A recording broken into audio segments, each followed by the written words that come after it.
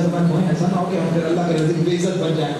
اب یہ دعاؤں میں آئے گا جب انسان اپنے آپ کو ذلیل بنا دیتا ہے تو پھر اللہ کے نزدیک میں اس کی کوئی عزت نہیں رہتی ہے۔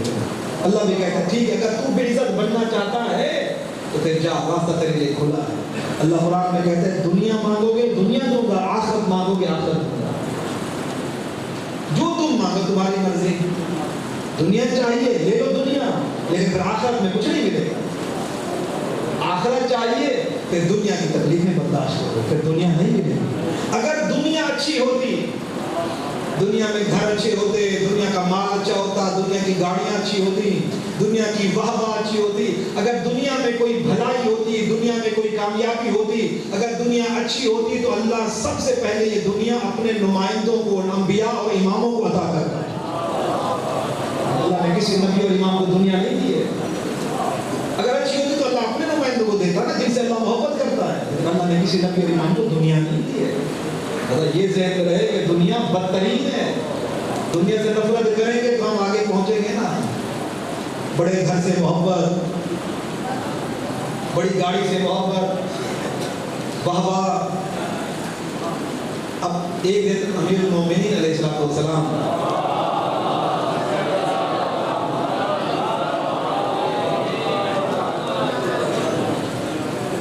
قبرستان سے گزرے،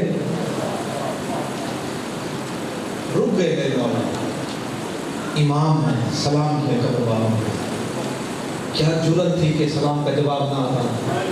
امام سلام کر رہا اور مردے نہ بولے، قبر سے آواز آئی وعلیک السلام یا امیر المومنین، مولا آپ پر سلام۔ فرمایا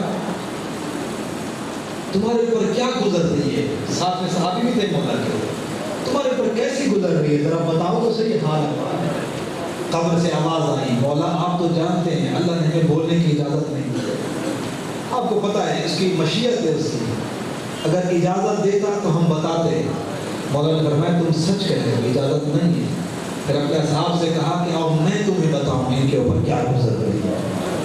فرمایا اگر اللہ انہیں بولنے کی اجازت دے دے، یہ بتانا چاہیں، دنیا کو بتانا چاہیں، علی کو تو بتا سکتے ہیں، لیکن کہا اگر اللہ انہیں بولنے کی اجازت دے دے، یہ دنیا کو بتانا چاہیں تو یہ بول کر کہیں گے دنیا والوں ہمارے کفن پرانے ہو چکے ہیں، ہماری آنکھیں پگھل چکی ہیں، ہمارے جسم کے بال جھڑ چکے ہیں قبروں میں۔ اور مولا نے پھر فرمایا اگر یہ بولیں تو یہ بتائیں گے ہمیں قبر میں ایک چیز کام آئی ہے، قبر میں ایک چیز کام آئی ہے۔ مولا وہ کون سی؟ فرمایا یہ سب قبر والے بولیں گے نہ دنیا کام آئی ہے، نہ گاڑیاں کام آئی ہیں، نہ دولت، نہ گھر، کوئی چیز کام نہیں آئی، ہمیں قبر میں تقویٰ کام آیا ہے، پرہیزگاری۔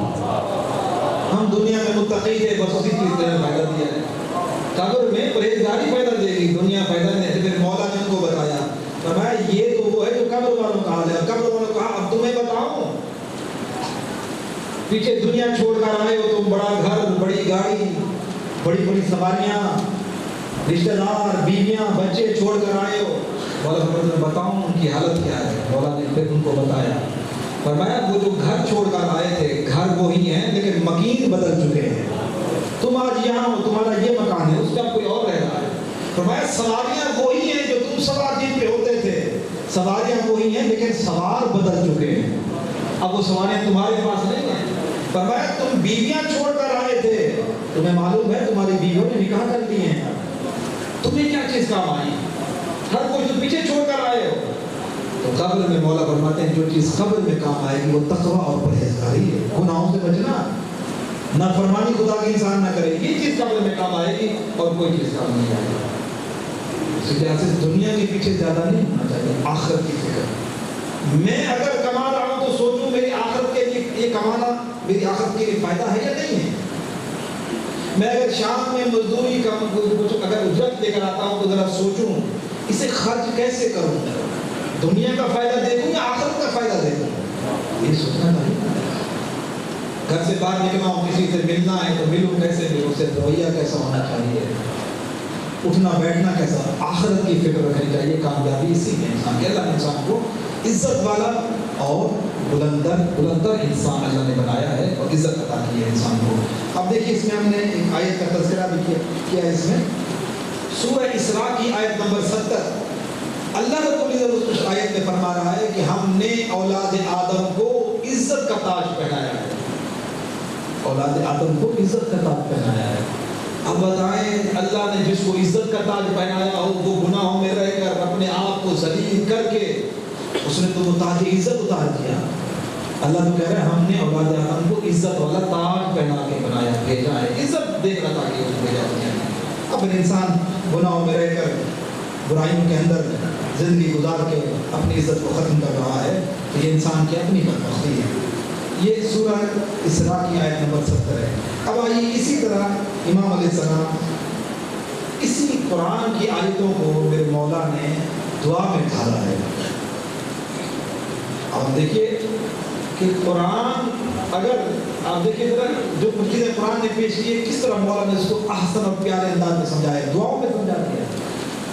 حالانکہ دعاؤں کا مقصد ہے تو اور سمجھتے ہیں فلسفہ اور امام نے بتایا دعاؤں کا فلسفہ کیا ہے۔ دعا کرو، دعا کے ساتھ اپنی حقیقت کو بھی سمجھو، میں کون ہوں، جس سے مانگ رہا ہوں وہ کون ہے، کامیابی تو یہی ہے۔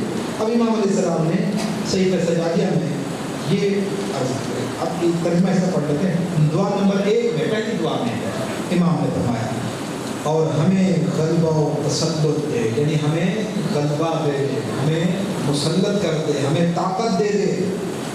اللہ نے کیا کیا؟ فرمایا مسلط کر کر تمام مخلوقات پر برتری عطا کر دی انسان کو۔ آپ دیکھیں جانور انسان اللہ کی بھی تو اللہ کی مخلوق ہے، لیکن انسان جیسے چلائے تو اپنے مرضی چلاتا ہے۔ دنیا میں کوئی چیز ایسی ہے جو انسان سے طاقتور ہو نہیں، حقیقت میں کوئی چیز انسان سے طاقتور نہیں۔ وہ جنات جو انسان دیکھ نہیں سکتا وہ بھی انسان سے طاقتور نہیں ہے۔ انسان اتنا روحانی ہے، اتنا معنوی ہے، اگر وہ اپنی معنویات پر اپنی عزت کو باقی رکھے تو فرشتے بھی کم تر ہیں، انسان اس سے بھی بلند ہے۔ آخر وہ بھی تو ایک انسان تھا جو معراج پہ پہنچا، وہ انسان کامل تھا، ایسے مقام پہ پہنچ گیا۔ جبرائیل کہتے ہیں اگر آگے میری حد ختم ہو گئی، اگر لو دنوت انملتن، اگر تھوڑا سا بھی آگے بڑھ گیا، یہ پورا اگر اتنا بھی آگے بڑھا تو میں جل کے راکھ ہو جاؤں گا۔ یعنی فرشتے سجد الملائکہ، جہاں فرشتوں کے سردار کی حدیں ختم ہو جائے وہاں انسان کامل کو دیکھیں اس کی شروعات۔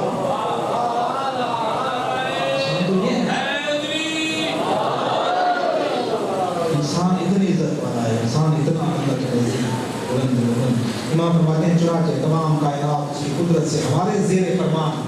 اللہ قرآن میں کہتے ہیں میں نے ہر شے کو تمہارے اختیار میں دے دیا۔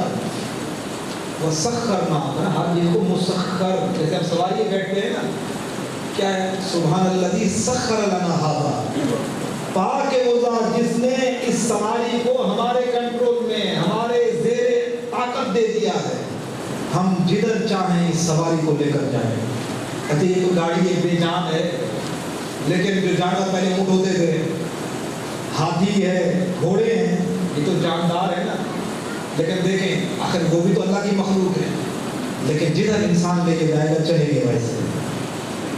آخر وہ مخلوق ہے، یہ مخلوق ہے، لیکن اللہ نے اس مخلوق کو انسان کے تابع بنا دیا۔ یہ انسان کی عزت ہے نا۔ آپ بتائیں اگر انسان حیوانوں کے تابع ہو جاتا تو زندگی کیا ہو جاتی؟ برباد ہو جاتی، ختم ہو جاتی۔ لیکن نہیں، اللہ نے مخلوق اپنی بنائی ہے، خالق وہ ہے لیکن مالک وہ ہے، لیکن چلا انسان کے اشارے پہ رہا ہے مخلوق۔ اس سے بڑی عزت کیا ہو سکتی ہے انسان کے لیے؟ محدود وسعت و طاقت کا حامل۔ اب یہ اس میں بھی انسان کے بارے میں بتایا گیا کہ انسان کی وسعت کتنی ہے، انسان کے اندر طاقت کتنی ہے۔ تھوڑا اس میں پڑھتے ہیں۔ امام سجاد علیہ السلام نے انسان کو خدا کی جانب سے دیگر موجودات پر برتری دیے جانے کے اعتراف کے بعد اس بات کو بھی دعا کے پیرایہ میں بیان کیا ہے کہ انسان کی طاقت، اس کی وسعت محدود ہے، جس کی طرف قرآن میں بھی اشارہ کیا گیا ہے۔ اب اس میں کیا ارشاد ہوا؟ سورہ بقرہ آیت نمبر 286 میں ارشاد ہے، بریکٹ میں آیت ہے، اللہ کسی شخص پر اس کی طاقت سے زیادہ ذمہ داری نہیں ڈالتا۔ روزے 30 دیے، طاقت اتنی، نمازیں دن میں جتنی واجب کی اتنی پتہ تھا اتنی پڑھ لیں گے، اب اس کے بعد خود ہی نہ پڑھے تو پوچھے گا اللہ کیوں نہیں؟ پر نہیں پڑھی، کیوں؟ اللہ کے میں ظالم تھا کیا؟ تیری طاقت سے زیادہ میں نے تجھے دیا نہیں، اگر دیکھا جائے تو طاقت سے بھی کم دے دیا اس نے۔ ابھی سے دنیا میں کتنا اپنا وقت برباد کر دیتے، عبادت کے لیے اتنا وقت ہی نہیں ہوتا ہمارے لیے۔ دوبارہ یہ تھوڑا سوچنے کی ضرورت ہے۔ تو میں ہر شخص جو نیک عمل کرتا ہے اس کا فائدہ اسی کو ہے، اور جو بدی کرتا ہے اس کا انجام بھی اسی کو بھگتنا ہے۔ اللہ قرآن یہ کہتا ہے، پروردگارا، یہ قرآن کیا ہے، یہ دعا ہے نا قرآن کی، ربنا وہ جو آگے پڑھتے ہیں لا تحملنا ما لا طاقت لنا بہ، یہ وہی والی دعا ہے۔ اب دیکھیے دعا کو سنیے، قرآن میں کیا کرنا ہے، پروردگارا ہم سے بھول چوک ہو گئی ہو اس کا مواخذہ نہ فرما، پروردگارا ہم پر وہ بوجھ نہ ڈال جو تو نے ہم سے پہلو پر ڈال دیا تھا، پروردگارا ہم جس چیز کے اٹھانے کی طاقت نہیں رکھتے وہ ہمارے سر پر نہ رکھ، پروردگارا ہمارے گناہوں سے درگزر فرما اور ہمیں بخش دے اور ہم پر رحم فرما، تو ہمارا مالک ہے، کافروں کے مقابلے میں ہماری نصرت فرما۔ آمین۔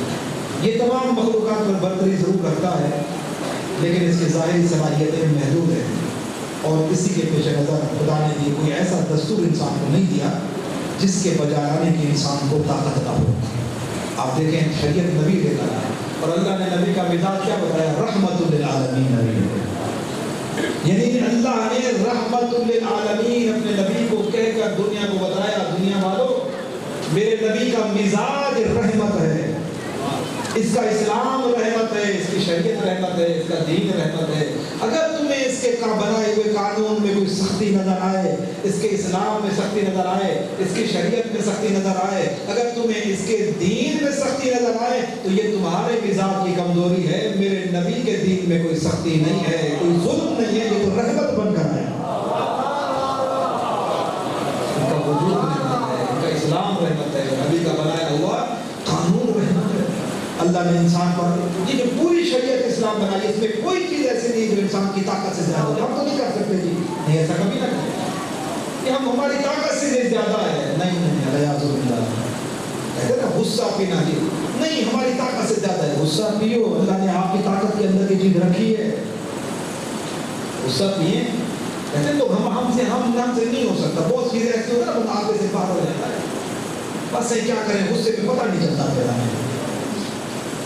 انسان بنو نا، اللہ نے برتر بنایا ہے، جب وہ خود کہہ رہا ہے غصے پہ کنٹرول کرو تو اسے مطلب اس نے طاقت دی ہے نا، طاقت دی ہے تو کہہ رہا ہے، ایسے طاقت نہیں دی اور کہے غصے پہ کنٹرول کرو، یہ تو پھر ظلم ہو جائے گا، ہماری طاقت سے زیادہ ہمیں حکم دے دیا گیا، ایسا نہیں، بلکہ اس وقت فوراً میں غصے تھوڑی سی کسی نے بے ادبی ہے، زبان سے گالی دینا تو دور کی بات ہے، اگر کوئی تھوڑا سا گزرتے ہوئے 2 قدم آگے بڑھ گیا تو غصہ، شرم نہیں آتی، میرے آگے چل کے میرے لیے کھڑے کیوں نہیں ہوئے ہو، میں گزر رہا تو نے مجھے سلام کیوں نہیں کیا، تجھے تمیز نہیں ہے، اس پہ سلام کرنا واجب تھا۔ بہت سے لوگ ہوتے ہیں کہتے ہیں، بچوں کو بھی کہہ دیتے ہیں تو نے میرے اوپر سلام کیوں نہیں کیا، اچھا بد اخلاقی اس کو ڈانٹ بھی دیتے بچوں کو، تم بڑا بدتمیز ہے، تیرے ماں باپ نے تجھے تمیز نہیں سکھائی، تجھے تمیز نہیں ہے بزرگوں کو سلام کیا جاتا ہے، نہیں، یہ طریقہ دنیا کا بنایا ہوتا ہے، شریعت کا طریقہ کیا ہے، نبی کا طریقہ کیا ہے، روایت کہتی ہے وہ جو انبیاء کا سردار تھا ہمارا نبی، کہاں گلیوں میں چلتے تھے، چھوٹے چھوٹے بچوں پہ بھی نبی سلام کرتے تھے،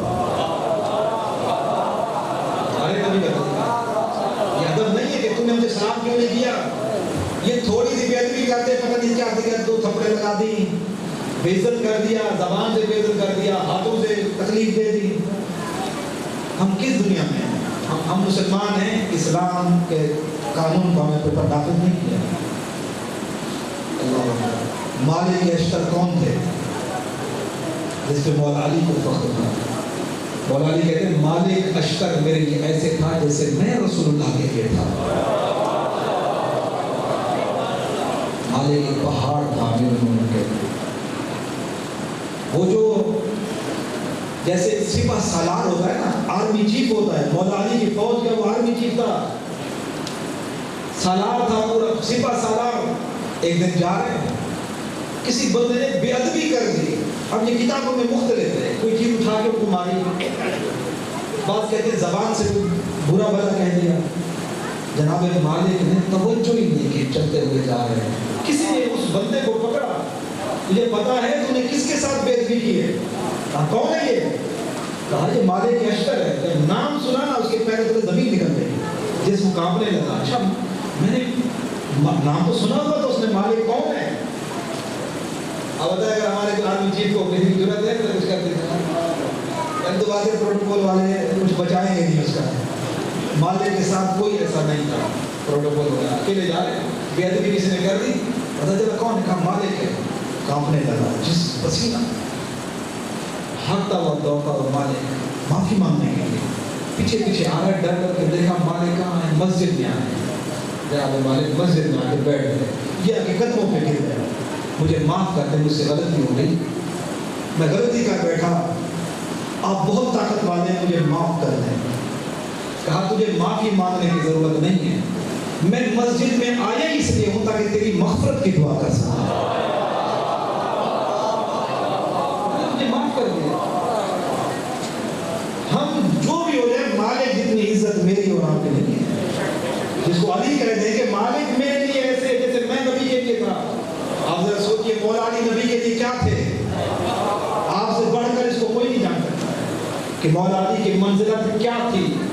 نبی ان کو کیسا سمجھتے تھے اپنے لیے. جس طرح نبی کا کوئی دنیا کا کوئی کام علی کے بغیر نہیں ہو سکتا تھا, ہر مشکل میں نبی نے علی سے مدد لی ہے. جیسے نبی کا سہارا علی تھے, علی کہتے ہیں میرا سہارا مالک ہے. اللہ, مالک جتنی عزت کس کے پاس ہے. انہوں نے بھی کچھ نہیں کہا, اس کی مغفرت کی دعا کرنے کے لیے چلے گئے. بے ادبی کر بیٹھا, چلو معاف کر دو. ان کو نہیں, یہ نہیں کہ وہ معافی مانگنے آئے پھر بولے چلو ٹھیک ہے سوچیں گے, جا ابھی تو صحیح معاف کر دو. اچھا ابھی تو جانا, تو جا میں نے معاف کر دیا, بے ادبی کر کے بلا دیا. کبھی ایسے بھی ہوتا ہے, کبھی نہیں معاف نہیں کیا. لیکن مالک نے ان کو یہ نہیں تھا کہ پیچھے آ رہا یا نہیں آ رہا, اس کو معاف کرنے کے لیے مسجد میں چلے گئے. یہ ہے طریقہ. تو یہ ادب, یہ ساری چیزیں انسان انہیں چیزوں سے تو بلندہ ہوتا ہے. شاید کل کے دس میں یا اس کے بعد والے دس میں یہ چیزیں آئیں گی کہ ہم ان چیزوں پہ اگر تھوڑا سا اپنے آپ کو روک لیں نا, اس سے کوئی چیزوں کو, یہ چیزیں تو ہیں جو ہمیں منزل تک پہنچائیں گی, جو ہماری منزل بڑھے گی. تو امام علیہ السلام نے دعا نمبر 1 میں پھر اسی چیز کی طرف اشارہ فرمایا اس میں تو جس چیز کے برداشت کرنے کی ہمیں طاقت نہیں ہے وہ ہم سے ہٹا دی ہے. جس میں طاقت خدا نے ہم کو وہ رکھی نہیں ہے اور ہماری طاقت سے بڑھ. اچھا یہ دعاؤں کا ترجمہ ہے. اگر ہم عربی لکھتے پھر ساتھ میں پھر ترجمہ لکھتے تو اتنی گنجائش نہیں تھی, پھر سارا سفر عربی میں چلا جاتا ہے. تو ہم نے یہ آپ کو حوالے دے دیے. دعا نمبر 1 4 کتاب مل کے آپ کو جا کے وہاں پہ دیکھیں گے, عربی آپ کو وہاں مل جائے گا. اور صرف سہل و آسان چیزوں کی وجہ جو ہمارے آسان تھی اللہ نے وہ ہمارے پر رکھی ہے, اور ہم میں سے کسی ایک کے لیے حیل و حجت کی گنجائش نہیں ہے. ان کو ہی کہا کوئی بات نہ, ہم سے یہ نہیں ہو سکتا تھا, دیکھو نا اللہ ہم سے یہ ہو گیا, ہمارے پر طاقت ہم کیسے کرتے نہیں. اللہ نے ہمارے جتنا طاقت تھی اس سے بھی کم چیزیں ہمارے پر واضح کی ہے تاکہ یہ آسانی سے انجام دے سکے. اب پھر کوئی گنجائش نہیں ہے. نماز کیوں نہیں پڑھی تھی, بہت کم تھی. اب اس کے بعد کیا مطلب ہے, میرے پاس ٹائم نہیں تھا. اب کوئی بہانہ نہیں چلے گا. اللہ کہے گا حجت خدا کی طرف سے آ گئی, دلیل کا کیا کہ میں نے تجھے تیری طاقت سے کم چیزیں تیرے اوپر واضح کی, تو نے وہ بھی نہیں کی. اس لیے انسان کے پاس اب کوئی راستہ نہیں ہے. انسان اور شکر گزار, اس میں بھی یہ چیزیں بیان کی گئی ہیں کہ انسان کو شکر گزار بننا چاہیے. اگر انسان اللہ کا شکر ادا کرے گا تو نعمتیں بڑھتی چلی جائیں گی. انسان نا شکرہ نہ بنے. قرآن میں اللہ نے کہا انسان بڑا نا شکرہ ہے, یہ شکریہ ادا نہیں کرتا انسان. اور اس میں آیت بھی ہے اور دعا کا اسے سفر کیا ہے. انسان ضعیف اور ناتواں, ضعیف بھی ہے اور کمزور بھی ہے انسان. قرآن کریم نے انسان کو ضعیف اور ناتواں مخلوق کے طور پر پیش کیا. اور دیکھیں قرآن میں اللہ کیا فرما رہا ہے, انسان کیسا ہے.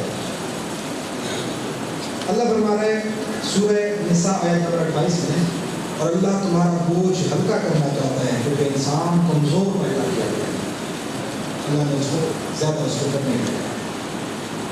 اسی صفت کو امام علیہ السلام اس طرح سے پیش کرتے ہیں. اسی صفت کو امام نے دعا میں, جب دعا مانگا پروردگار میں تیرا کمزور بندہ ہوں, پروردگار شیطان میرے پر حملہ کرتا ہے, میں کبھی کبھی اس کے سامنے گر جاتا ہوں, کبھی کبھی واجبات چھوڑ جاتے ہیں میری اپنی غلطیاں کوتاہیوں کی وجہ سے. اور امام نے یہ دعا میں یہ پہرائے پیش کی مجھے آپ کو سکھایا کہ خدا کے سامنے عاجزی ہمیں اس کے سامنے پیش کرو. اب دیکھیں جملے کیا ہیں دعا کے, اے اللہ اے یکو تنہا اور کمزوروں ناتواں کی مہموں میں کفایت کرنے والے, جو مشکلات انسان کو ہوتی ہیں, اور خطرناک مرضوں سے بچا لے جانے والے.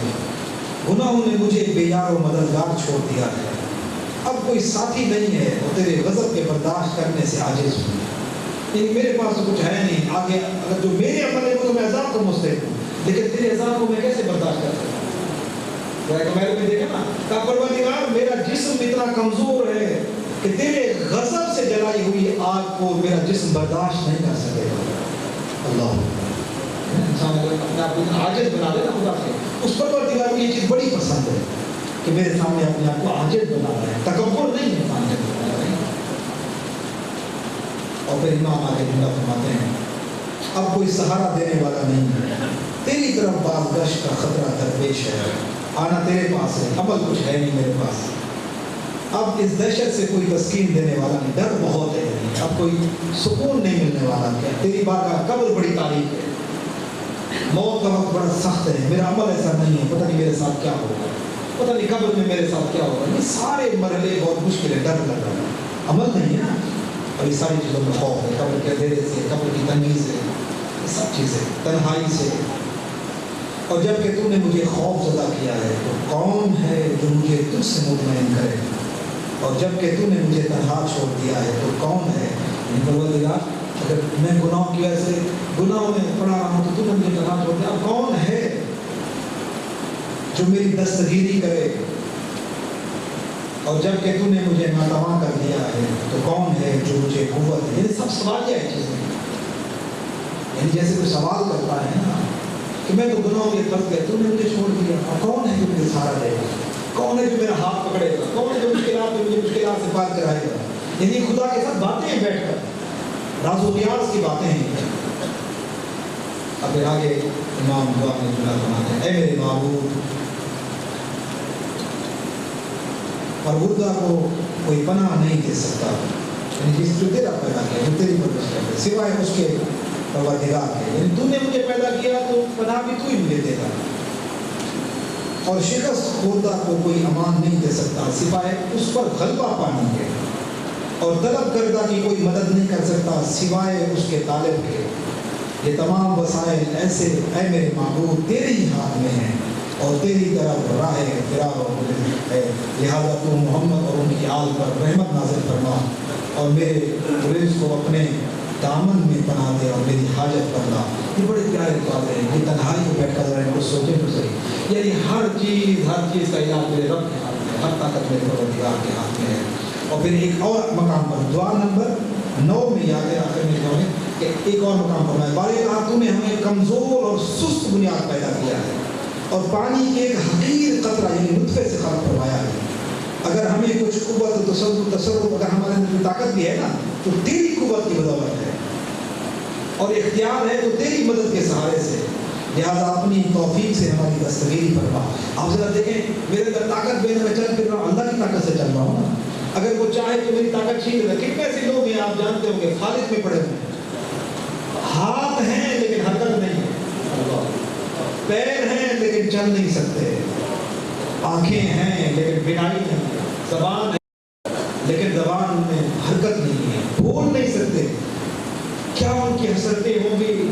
اللہ کا شکر ادا کریں کہ اللہ نے زبان بھی دی تو بولنے کی صلاحیت ہے, ہاتھ دیے تو جو کرنا چاہیں کر سکتے ہیں. شکر ادا کریں نہ کریں جنہوں کو ہمیشہ کرنا چاہیے.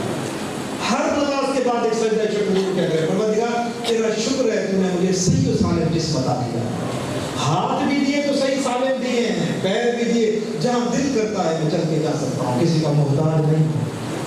کھانا کھاتا ہوں تو اپنی مرضی سے جب چاہوں اپنے منہ میں ڈالوں جو چیز چاہوں. ایسا نہیں ہے کہ مجھے چمچ میرے منہ میں ڈالے, مجھے کھلائے پلائے. اللہ اکبر, کسی کا محتاج نہیں کیا. یہ انسان اس کو کیا ہے, لہٰذا انسان کو ان چیزوں کو سوچنا چاہیے. آگے آگے کہ خدا کو فراموش کر دینے والی مخلوق, انسان اللہ کو بھلا دینے والا ہے. اللہ قرآن میں کہتا ہے کہ یہ بڑا ظالم ہے انسان, تو اللہ کو بھی بھلا دیتا ہے۔ اب دیکھیں خدا نے قرآن میں کیا کہا، اگر آیت سورہ یونس آیت نمبر 12۔ اب دیکھیے اللہ نے بتایا انسان کیسا ہے۔ اب تھوڑا آپ اور مجھے اپنے آپ کو درست کرنا ہے کہ اللہ تو قرآن کی، اللہ تو میری فطرت بنایا تو اس نے ہے نا، تو دیکھتا ہے کہ میں نے انسان کو قوت بھی دی تھی ساتھ میں کہ اگر تمہارے اندر یہ کمزوریاں آنے لگے تو طاقت تیری اس سے بھی زیادہ ہے، لیکن وہ کیا ہے پھر اپنی خواہشات کے سامنے جھک گیا، پھر کیا ہے بدتر انسان بن گیا، سست بن گیا۔ اب دیکھیں اللہ کہتا ہے انسان کو ہے جو فراموش کر دینے والا مخلوق، اپنے رب کو بھی فراموش کر دیتا ہے۔ ایک صفت یہ ہے کہ جب یہ آسائشوں میں ہوتا ہے، جب آرام میں کوئی تکلیف نہیں، پیسہ بھی زیادہ ہے، صحت بھی ہے، گھر میں کوئی بیمار بھی نہیں، خود بھی نہیں، کھانا پینا بہت اچھا ہے، پیسہ بھی بہت ہے، اللہ کہتا ہے جب آرام میں ہوتا ہے تو خدا کو بھول جاتا ہے، یہ اللہ کہہ رہا ہے۔ اور جب مشکلوں میں گھرتا ہے تو ہی خدا کو پکارتا ہے، اے اللہ میں پریشان ہوں، اے اللہ میرے پاس یہ نہیں ہے، ہر وقت خدا کو یاد کرتا ہے۔ یہ آگے قرآن کی آیت کا ترجمہ۔ اور انسان کو جب کوئی تکلیف پہنچتی ہے تو وہ لیٹے بیٹھے کھڑے ہمیں پکارتا ہے، اور پھر جب ہم اس سے تکلیف دور کر دیتے ہیں تو ایسا چل دیتا ہے گویا اس نے کسی تکلیف پر جو اسے پہنچی ہمیں پکارا ہی نہیں۔ تکلیف دور کر دی، سمجھو کہ اس نے کبھی ہمیں بلایا ہی نہیں تھا، کسی اور سے اتنی تکلیف ہم نے دور کرائی ہے، کسی اور نے اس کی مدد کی ہے، جیسے ہم نے کبھی اس کے ساتھ کچھ کیا ہی نہیں، ایسے بھول جاتا ہے۔ یہ تو احسان فراموش ہے۔ ہم دیکھیں نا، اگر کسی سے مہربانی کرتے ہیں، کل کو مشکل میں بندہ کہتا ہے دیکھو دیکھ رہا تھا پیسے بھی تھے، احسان فراموش ہے، مجھے بھول گیا جب مشکل وقت آیا میرے اوپر، اتنا بھول گیا کہ میں نے بھی اس کی مشکل میں مدد کی، لیکن اللہ پھر بھی اتنا وہ نہیں کرتا ہے۔ ہاں اتنا گلا خدا سے شکایت ہوتی ہے نا کہ یہ تو بڑا اتنا شکرا ہے، بھول جاتا ہے جب مشکل آتی ہے، یاد کرتا ہے، جب مشکل ہٹ جاتی ہے پھر ہمیں بھول جاتا ہے، پھر خدا کے سجدے بھی گئے، ہر چیز ختم ہو گئی۔ حد سے تجاوز کرنے والوں کے لیے ان کے اعمال اسی طرح خوشنما بنا دیے جاتے ہیں۔ مقصد یہ اللہ کہتا ہے کہ اگر یہ مجھے بھول بھی گیا ہے نا تو یہ نہ سمجھے کہ بڑا کام کر دیا، نہیں، یہ سمجھے کہ اپنے اچھائیوں میں، صحت میں یہ غرق ہو گیا، اسی میں یہ مارا جائے گا، اسی میں یہ گمراہ ہو جائے گا۔ اگر رب کو بلایا ہے تو میری سے ملنے والا کچھ نہیں، اپنا نقصان کر بیٹھا ہے میں رب کو بلا کے۔ اب اس میں آگے امام علیہ السلام کی باتیں جملے ہیں، انشاءاللہ اس کو بھی کریں۔ پھر اس کے بعد جو قرآن نے تصور پیش کیا، اللہ کہتا ہے انسان حسد کرنے والا ہے، لوگوں کی کسی گاڑی دیکھی حسد کیا، چلے اس کے، کسی کا اچھا کاروبار دیکھا چل کے اس کی برائیاں کی بیٹھ تو کوشش کی اس کو میں ذلیل کروں، لوگوں میں بیٹھ کر اس کی برائیاں، اس کے گھر کی برائیاں، جلنا ہر چیز نہیں، حسد نہ کرے، جلے نہیں۔ آپ کو کوئی چیز چاہیے نا، اللہ سے دعا کریں، پروردگار جیسے اس کو دیا ہے وہ تو نے دیا ہے، مجھے بھی جب کچھ لوگ اتنے پستر ہو جاتے ہیں، مجھے نہیں ملا تو اسے کیوں ملا، کوشش کرتے اسے بھی نہ ملے، یہ اس کا بھی نقصان کروا دیتے ہیں، کہتے ہیں میرے پاس نہیں، اللہ کرے یہ برباد ہو جائے، اللہ کرے یہ چیز ایکسیڈنٹ تھی، گاڑی اچھی ہے تو میرے پاس نہیں، اس کے پاس کیوں ہے، اللہ کرے کہ گاڑی ایکسیڈنٹ کو ختم ہو جائے۔ اتنے بھی لوگ حسد میں جلتے ہیں، ایسے بھی ہوتے ہیں، ہر کامیابی میں آپ کے سامنے آئیں گے مخالفت کریں گے۔ اب ہمیں اپنے آپ کو تھوڑا ٹھیک کرنا ہے کہ اللہ کہتے ہیں انسان کے اندر حسد پایا جاتا ہے، اپنے آپ کو حسد سے بچانا ہے، اپنے آپ کو دوسروں کی چیزوں کو دیکھ کر انسان جو ہے اپنے دل کو تنگ نہ کر دے اپنے آپ کو، بلکہ اس کو بھی اللہ نے دیا ہے۔ ہم اگر کچھ مانگنا بھی چاہتے ہیں تو خدا سے مانگے نا، تقسیم اس کی ہے جس کو جتنا دے گا، زیادہ کسی سے حسد نہیں کرنا چاہیے، کسی سے جلنا نہیں چاہیے۔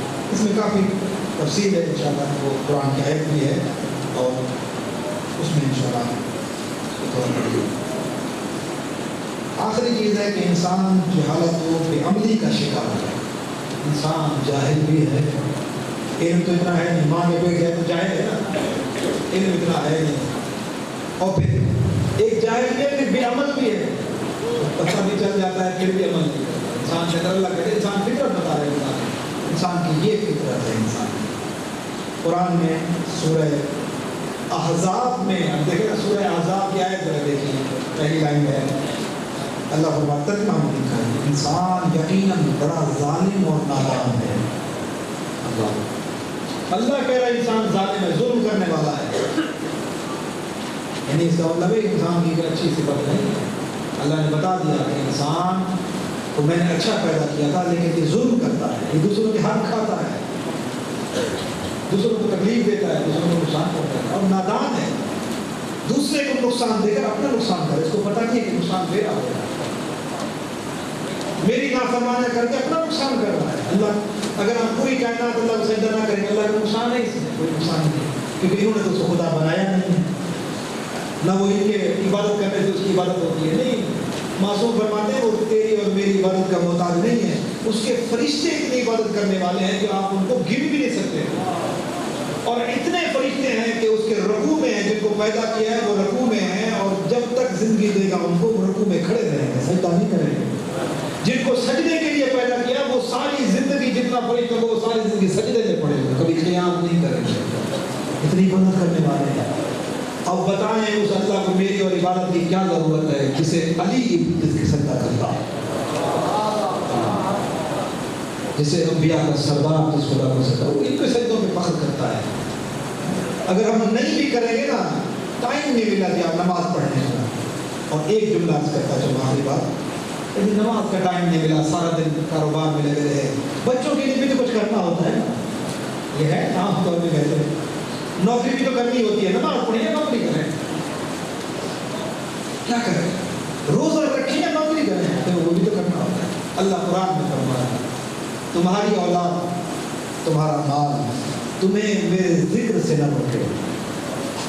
حدیث نہیں ہے, کسی عالم کا فرمان نہیں ہے, اللہ کہ تمہیں تمہارا مال اور تمہاری اولاد, آل اولاد کے لیے نمازیں چھوڑ دی, آل اولاد کے لیے حرام حلال کما رہے ہیں, آئے رشوت آئے, کسی کا حق کھا لے, کوئی بات, اولاد کو بھی تو دینا ہے, اولاد اچھی زندگی گزار رہے ہیں. نہیں, اللہ فرماتا ہے تمہیں تمہاری اولاد تمہارا مال میرے ذکر سے نہ روکے. اور پھر آگے اللہ فرماتا ہے اگر تم نے اپنی دنیا کی خاطر, دولت اور مال کی خاطر, اولاد کی خاطر مجھے چھوڑ دیا, میرے ذکر کو چھوڑ دیا, میں تمہارے رزق کو تنگ کر دوں گا.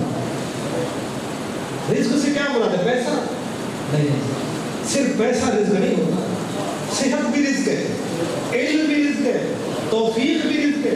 اللہ یہ توفیق ہی چھین دے گا. کبھی وہ چاہے گا نہیں کہ میرے سامنے جھکے, لہٰذا کہیں ایسا نہ ہو کہ ہم اولاد ہمیں گمراہ کر دیں, اولاد کی خاطر نمازیں نہ چھوڑ دیں. اس لیے کہ جس اولاد کی خاطر ہم اپنے واجبات چھوڑ دیتے ہیں, جس اولاد کی خاطر ہم اپنی آخرت کی اپنی ضروریات چھوڑ دیتے ہیں, سردی گرمی حلال حرام اکٹھا کر کے اولاد کو کھلا دیں. اللہ قرآن میں بتاتا ہے, دیکھا کچھ ایسے ہوتا ہے گھروں میں بیویاں اتنا مجبور کر, ہمیں تو دو, ہمارے کپڑے فلاں کی بیوی کپڑوں جیسے ہونے چاہیے, ہمارا زیور فلاں کی بیوی کے زیور جیسا ہونا چاہیے. ایک شادی ہوئی اس میں اچھے اچھے کپڑے, 2 مہینے کے بعد ایک اور شادی آ رہی, 1 مہینے بعد نہیں ہم وہ تو نہیں پہنیں گے, نئے نئے لے کر آؤ, میرے بچے کیا اس سے کام نظر آئے. اب پھر کیا ہے, خواتین کا جب زور بڑھتا ہے پھر ہر بیچارہ پریشان ہے, کیا کرے. وہ پھر کیا ہے, وہ دیکھتا ہے حلال میں جو ہوگا نہیں, اتنا تو ہے نہیں میرے پاس, پھر ادھر ادھر منہ مارے گا, ادھر ادھر حرام اکٹھا کرے گا. کیا کرے, یہ دنیا کی مجبور ہے. اس لیے عورت وہ عظیم ہے, حدیثوں میں ہے کہ اس عورت کی قبر میں خوشبو ہوگی, اس کے جنازے میں خوشبو ہوگی, اس عورت کی آخرت اچھی ہوگی جو اپنے شوہر کی غربت پر صبر کرے. اپنے شوہر کی غربت پر لفظ نہ اٹھائے, زبان سے نہ نکالے, یہ نہ کہے کہ تو نے ہمیں دیا کیا ہے, ساری زندگی بھوک دی ہے تو نے ہمیں. نہیں, شوہر کو کہے کبھی حرام نہ کمانا, میرے بچوں کو کبھی حرام نہ کھلانا. شوہر کو ایسی مددگار بیوی ہو نا جو شوہر کی مدد کرے. یہ اصل میں ہم آپ دنیا کا رواج کیا ہے کہ شادیوں میں یہ دیکھا جاتا ہے اس طرف نوکری ہے یا نہیں, ادھر بھی دیکھا جاتا ہے خاندان کیسا ہے, حسن کو دیکھا جاتا ہے, یہ سب چیزیں دنیا بہت دیکھی جاتی ہے. لیکن جب وہ جوڑا جو پاک بیوی جناب سیدنا امیر المومنین کا تھا, شادی ہو گئی, دوسرے دن جب رسول اللہ نے پوچھا یا علی تم نے میری بیٹی فاطمہ کو کیسا پایا, سنیں گے میرے مولا نے کیا فرمایا, یا رسول اللہ خدا کی اطاعت میں فرما بردار میں سب سے بڑا مددگار میں نے فاطمہ کو پایا.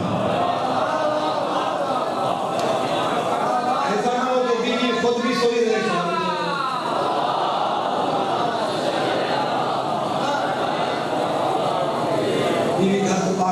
رکھے, عبادت کے لیے پاک صاف رکھے, غذا کو پاک صاف رکھے. شوہر جو کما کے لائے گھر کے اندر پاکیزگی ہو, گھر کے اندر شور شرابہ نہ ہو. شوہر باہر سے تھکا ہوا آیا ہے تو اس کی عزت کرے, اس کا احترام کرے, اس کا خیال رکھے. یہ اس میں عورت کی عزت ہے, اس میں عورت کا سامان ہے.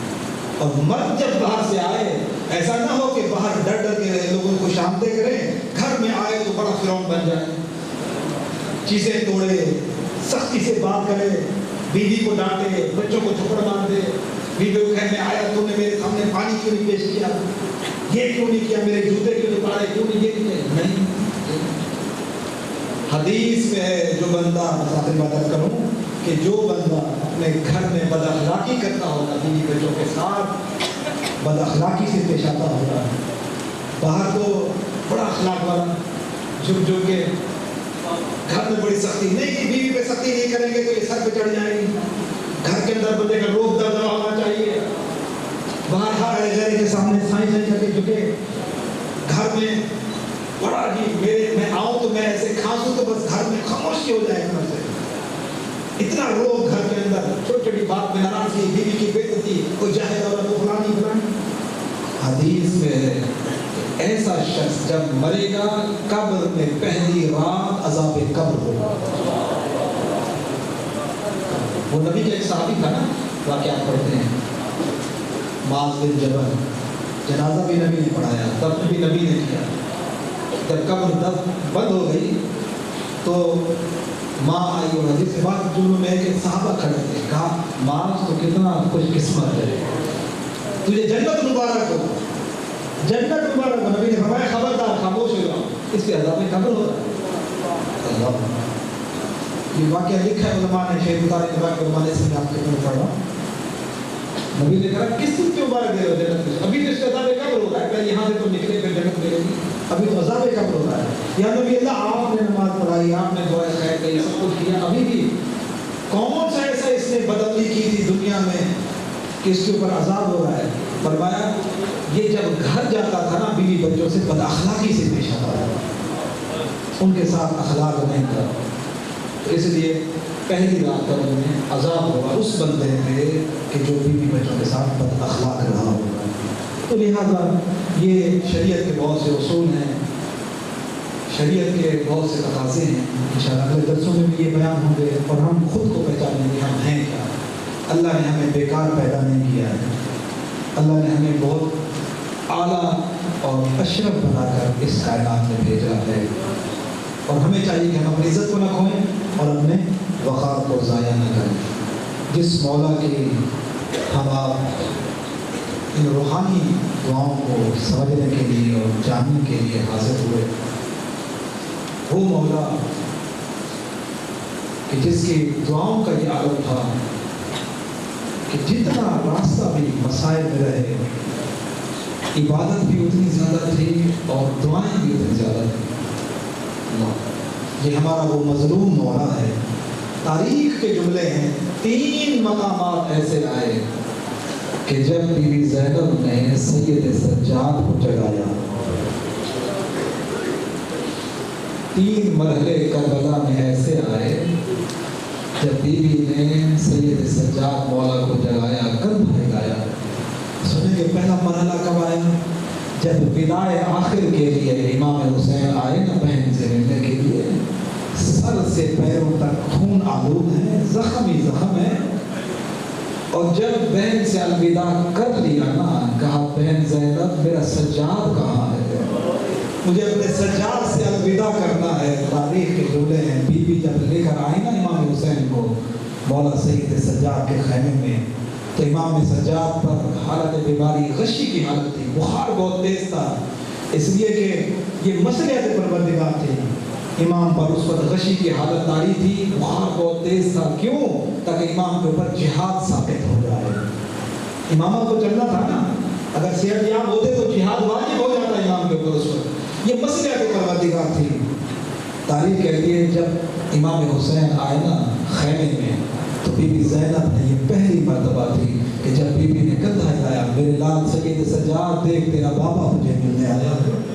تاریخ کہتی ہے اب جب میرے مولا نے آنکھیں کھولی نا, پھوپھی اماں میرا بابا ملنے آیا ہے. اب جب کیا دیکھا, ایسی حالت دیکھی کرے خدا کسی اولاد کو، جوان بیٹے کو اپنے باپ کی یہ حالت نہ دکھائے، سر سے پیروں تک خون آلود ہیں، زخم ہی زخم ہے۔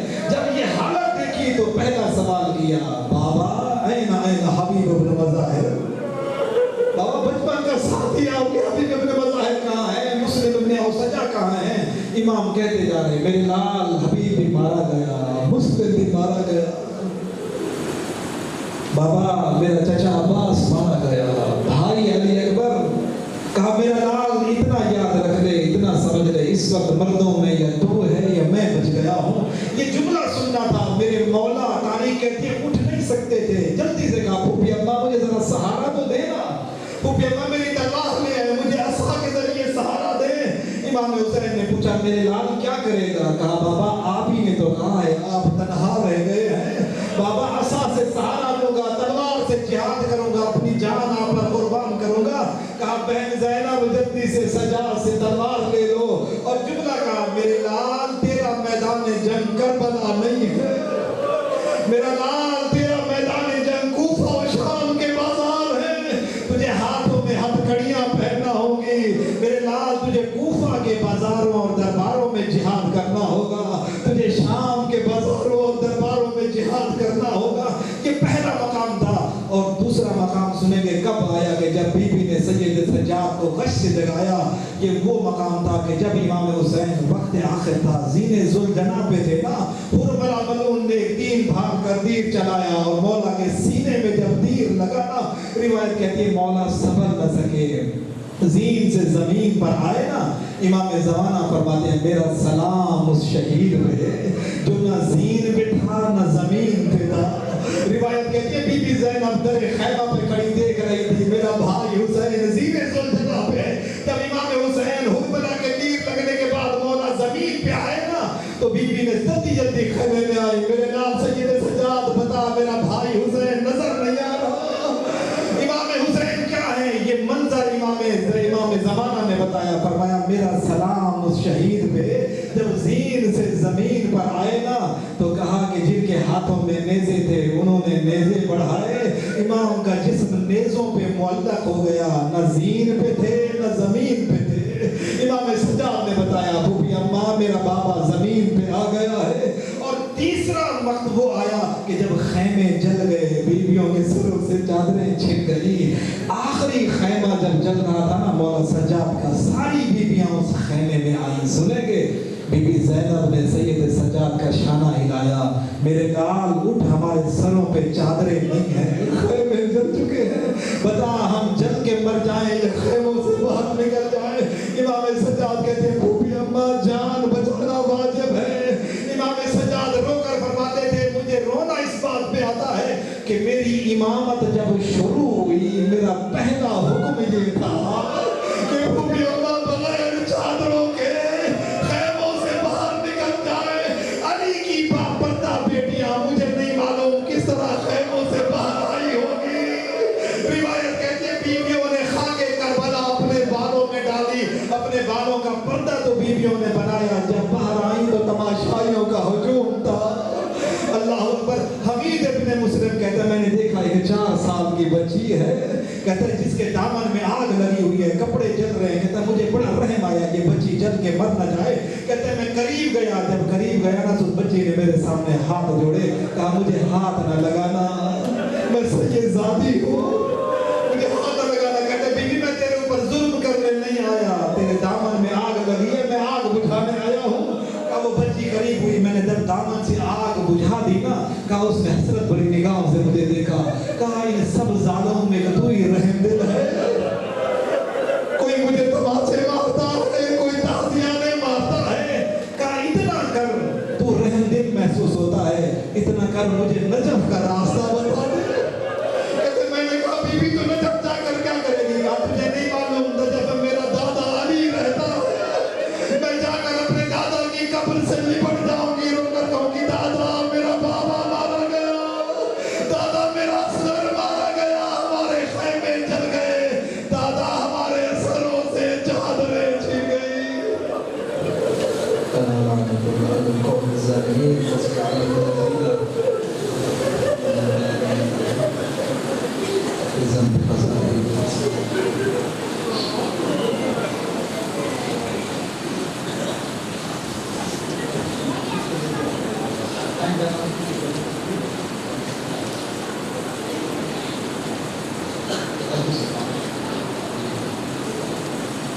ان روتی ہوئی آنکھوں سے، پروردگار ہمارے نام اعمال میں آنسوں کے سوا کچھ نہیں۔ امام حسین جی کی اس عزاداری، گریہ اور امام سجاد کی ان دعاؤں اور ان کی عزاداری کے صدقے میں پروردگار ہماری یہ باتیں اپنی بات ہمیں قبول فرما، ہم سب کو نیک اعمال کرنے کی توفیق عطا فرما، برے اعمال سے بچنے کی توفیق عنایت فرما۔ پروردگار ہمارے والدین کے سبیرہ کبیرہ گناہ معاف فرما۔ پروردگار محمد و آل محمد کا واسطہ تمام مرحومین مومن مومنات کے درجات بلند فرما۔ پروردگار تمام مرحومین کی قبروں میں رحمت نازل فرما، جن کے والدین دنیا سے رخصت ہو گئے ان کے درجات بلند فرما، اور جن کے والدین زندہ ہیں ان کا سایہ ان کی اولادوں پر سلامت فرما، جو مومنین بے اولاد ہیں انہیں نیک اور صالح اولاد عطا فرما، جو صاحبان اولاد ہیں انہیں اپنی اولاد کی دینی اور دنیاوی تربیت کرنے کی توفیق عطا فرما۔ ہمیں معصومین کی تعلیمات حاصل کرنے، ان کو سمجھنے، ان کے فرامین پر عمل کرنے کی توفیق عطا فرما، قرآن کو سمجھنے، پڑھنے اور قرآن پر عمل کرنے کی توفیق عطا فرما، ایک دوسرے کے حقوق جاننے اور ان حقوق کو ادا کرنے کی توفیق عطا فرما۔ پروردگار جو مومنین مریض ہیں امام سجاد کی بیماری کے صدقے میں شفا کاملہ و عاجلہ عنایت فرما، بالخصوص جن مومنین کے لیے جمع سے دعا کی گئی ہے اور ان میں غلام حسین صاحب مریض ہیں اور ستار صاحب، پروردگار ان کو اور باقی ملتمسین جو مریض ہیں سب کو شفا کاملہ و عاجلہ عنایت فرما۔ ہم حاضری میں جو مریض بیٹھے ہیں پروردگار ان سب کو صحت و سلامتی عطا فرما۔ پروردگار محمد و آل محمد کا واسطہ جو مومنین پریشانی میں مبتلا ہیں ان کی پریشانیاں دور فرما، جو مشکلات میں گرفتار ہیں ان کی مشکلات آسان فرما، جو بے روزگار ہیں انہیں بہترین روزگار عطا فرما، جو برسر روزگار ہیں رزق حلال کمانے کی توفیق عطا فرما۔ سب مومنین کو اپنے اپنے رزق حلال سے اپنے اپنے واجبات ادا کرنے کی توفیق عطا فرما، ایک دوسرے غریب مومنین کی مدد کرنے کی توفیق عطا فرما۔ پروردگار محمد و آل محمد کا واسطہ مرنے سے پہلے ہمیں کربلا امام حسین کی زیارت نصیب فرما، شام، مدینہ، مکہ اور جتنی زیارت مقدسات ہیں سب کی ہمیں زیارت نصیب فرما، آخرت میں اہل بیت کی شفاعت نصیب فرما، ہمارے آقا و مولا امام زمانہ کے ظہور میں تعجیل فرما، ان کی زیارت سے ہماری گناہ گار آنکھوں کو مشرف فرما، ہمیں اپنے وقت کے امام کو راضی رکھنے کی توفیق عطا فرما، ہمارے امام کو ہم سے راضی فرما، ہمارا شمار امام کے اوان و انصار میں فرما، دنیا میں مظلوم مسلمانوں کی مدد فرما، فلسطین کے مسلمانوں کی مدد فرما، امریکہ، اسرائیل اور طاغوتی قوتیں اسلام دشمن قوتوں کو نیست و نابود فرما۔ پروردگار ملت تشیع میں اتحاد اور اتفاق قائم فرما، اہل تشیع کے شیعہ حیدر اقرار کے دشمنوں کو نیست و نابود فرما۔ پروردگار جہاں کئی اہل بیت کے چاہنے والوں کی جان، مال، عزت، دین اور ایمان کی حفاظت فرما۔ پروردگار جو مومنین جنہوں نے اس درس میں، اس پروگرام میں تعاون کیا ہے، نیاز میں تعاون کیا ہے، باقی چیزوں میں، ان سب کے تعاون کو اپنی بارگاہ میں قبول فرما، ان سب کے مال رزق میں برکت عطا فرما، اس امام بارگاہ کے بامیان کے درجات بلند فرما۔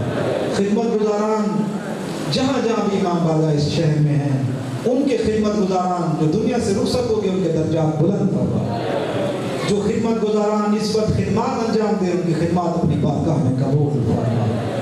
پروردگار جو دعائیں ہماری زبان تک نہیں آ سکی، تمام مومنین کے دلوں میں جو جو دعائیں ہیں وہ سب کے دلوں کے رازوں سے واقف رہے، معصومین کی عزت و عظمت کے صدقے میں، ان کی بلندیوں کے صدقے میں، ان کی عبادتوں کے صدقے میں تمام مومنین کی دعائیں اپنی بارگاہ میں مستجاب فرما۔ ہم سب کی اس عبادت کو، اس درس کو اپنی بارگاہ میں قبول فرما۔ دعا کے اختتام سے پہلے جو دعا ختم ہوتی ہے لوگ جلدی اٹھنا شروع ہو جاتے ہیں۔